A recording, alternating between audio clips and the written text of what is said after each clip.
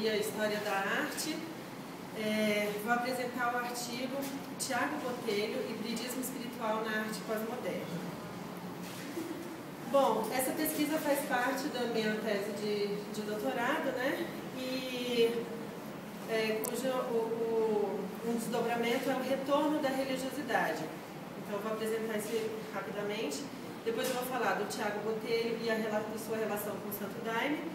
Depois eu vou trazer duas discussões: por que hibridismo e não sincretismo, eu usei no título. Depois, sobre a espiritualidade ontem e hoje. E depois vou mostrar algumas obras e analisar as obras do ponto de vista dos símbolos e falar um pouco de alguns conceitos de Jung. Bom, por que o retorno da religiosidade? A arte, o homem e a religião sempre estiveram presentes na arte, desde as cavernas, das imagens religiosas totêmicas, cristandade clássica.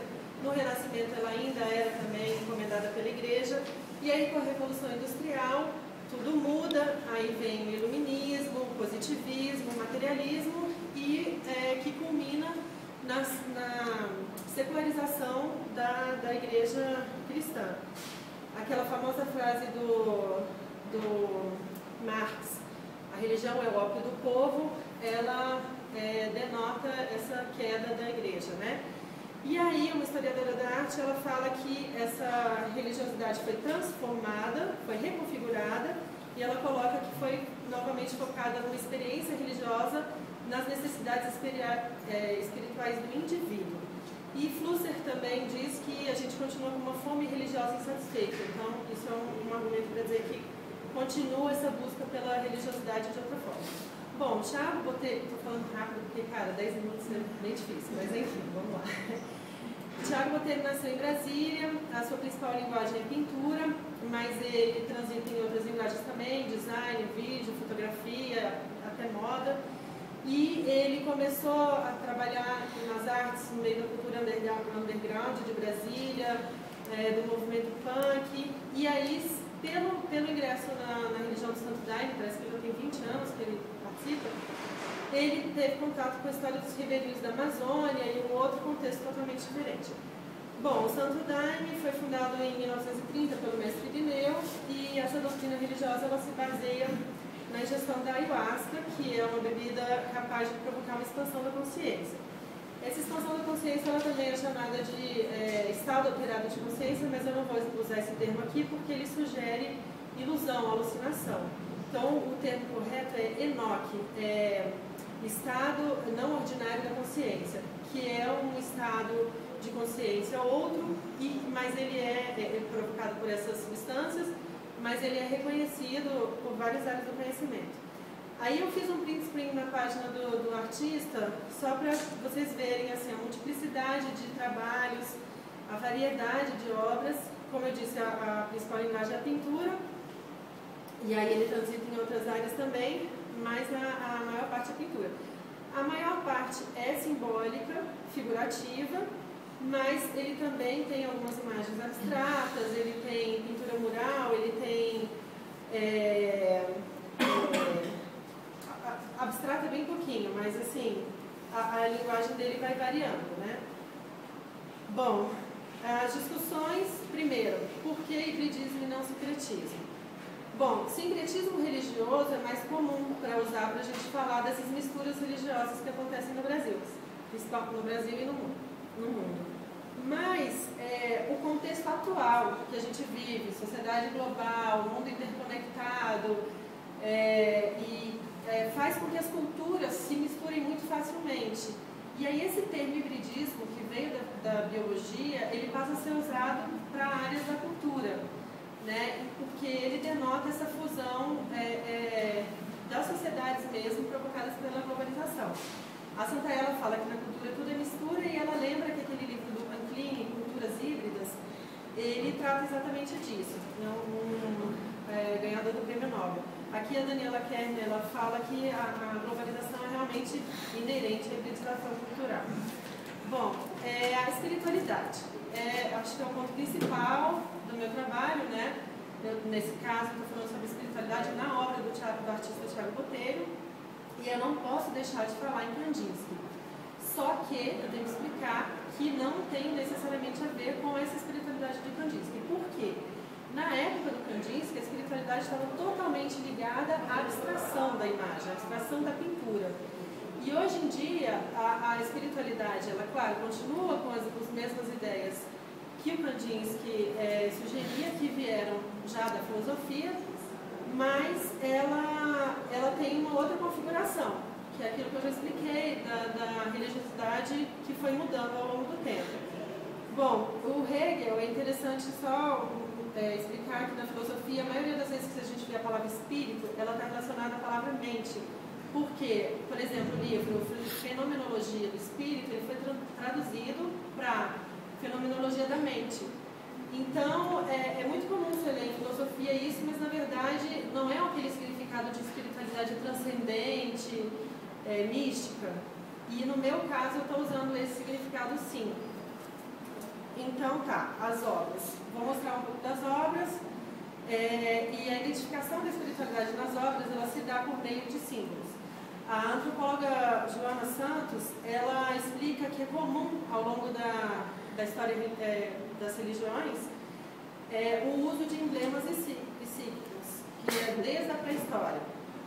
E ela dá esse exemplo como conchas, suásticas, estrelas, cruzes, enfim, vários outros elementos.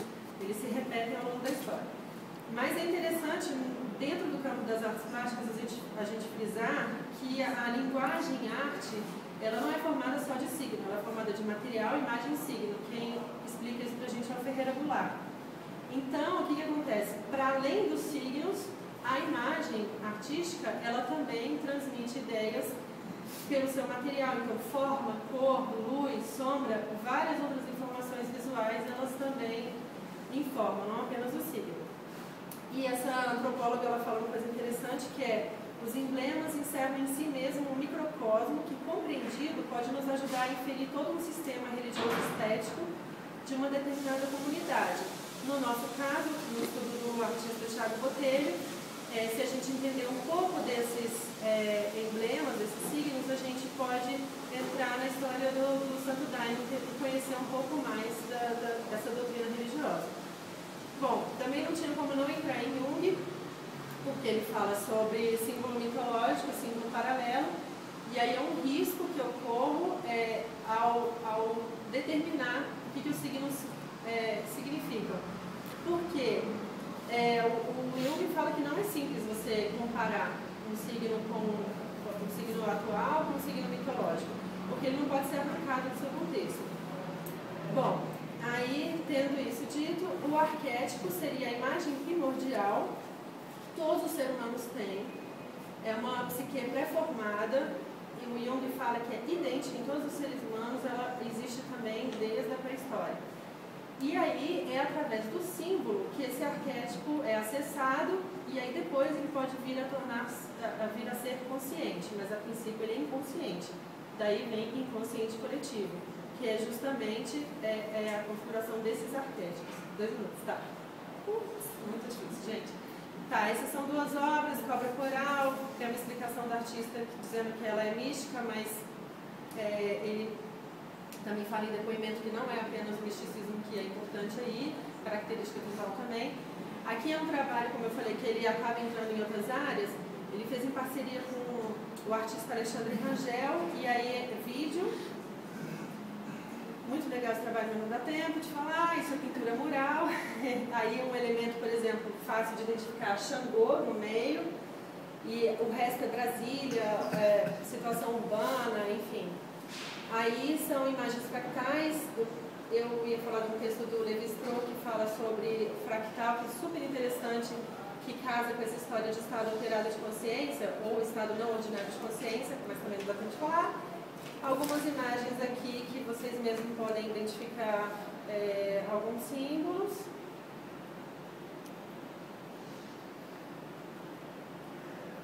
Essas é sem falar nada mesmo, para ter uma relação, cada um tem a sua própria relação com a imagem. E as considerações finais, eu queria dizer que o desafio era casar o meu gosto pessoal, a minha identificação com a obra dele, com as teorias acadêmicas. E aí, como que que eu ia dizer, falar sobre uma espiritualidade que não é inteligível, porque ela é sentida, como que eu ia transpor isso para a arte.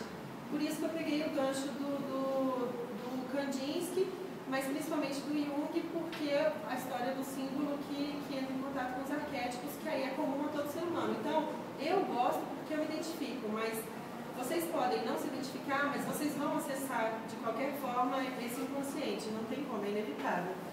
E a magia, eu não tenho a pretensão de revelar uma coisa que não pode ser revelada, então muita coisa da obra acaba não sendo dita mesmo. Que são as principais referências.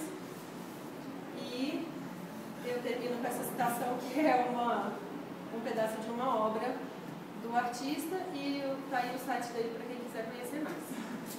Obrigada a vocês.